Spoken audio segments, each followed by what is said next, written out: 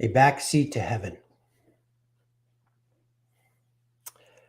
Their trip continued down south towards a horse riding experience in Albuquerque, New Mexico. I knew I should have made that left turn at Albuquerque. When one grows up with Bugs Bunny on a Saturday morning, you don't shy away from finding out why he always said that classic line.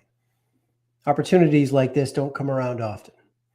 So Jen and Jib did the only thing they could think of once they were there: look left, because they weren't going that way, and turn right at Albuquerque and chart a course to the Red Rocks of Sedona.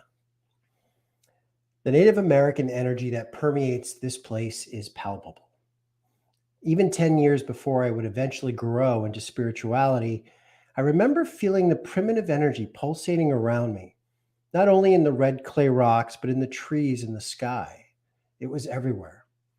Years later, have bec- I years later I became aware that Sedona is synonymous with energetic vortexes, convergent points of powerful magnetic energy that attracts spiritual people from far and wide to stand in its awe, as the native dwellers did long before. For now, it was just a peripheral awareness without any moving force on my soul or deeper meaning. What did move my soul in our short time in Sedona was the open air and the winds of adventure. The rush of air while clutching his handlebars on Side Drive was replaced by the wind in his face at 1,000 feet. Snoopy and Woodstock from New York went searching for that elusive Red Baron via a biplane ride complete with epic turns and drops in altitude, Maverick style. With their goggles and helmets on, they kept peering eyes ready for a dogfight with that pesky German ace. However, the only fight that ensued was their own stomachs, which they narrowly won. When it was time for the silver spaceship to get back on the road once again, the journey was nearing its end of its long westward voyage. The American Southwest is so vast in its landscape, none more eye-widening than the Grand Canyon. For any would-be traveler, it is a non-negotiable place to see. When the two New Yorkers climbed aboard the safari vehicle and headed off through the adjacent underbrush to a secret isolated lookout, they both felt like kids on their way to an ice cream shop. The 15-minute walk down a narrow pathway began to clear until the small group came to view the view of all views. I remember the small number of us that were there just grew silent. There were no words to speak at the magnitude of creation before us.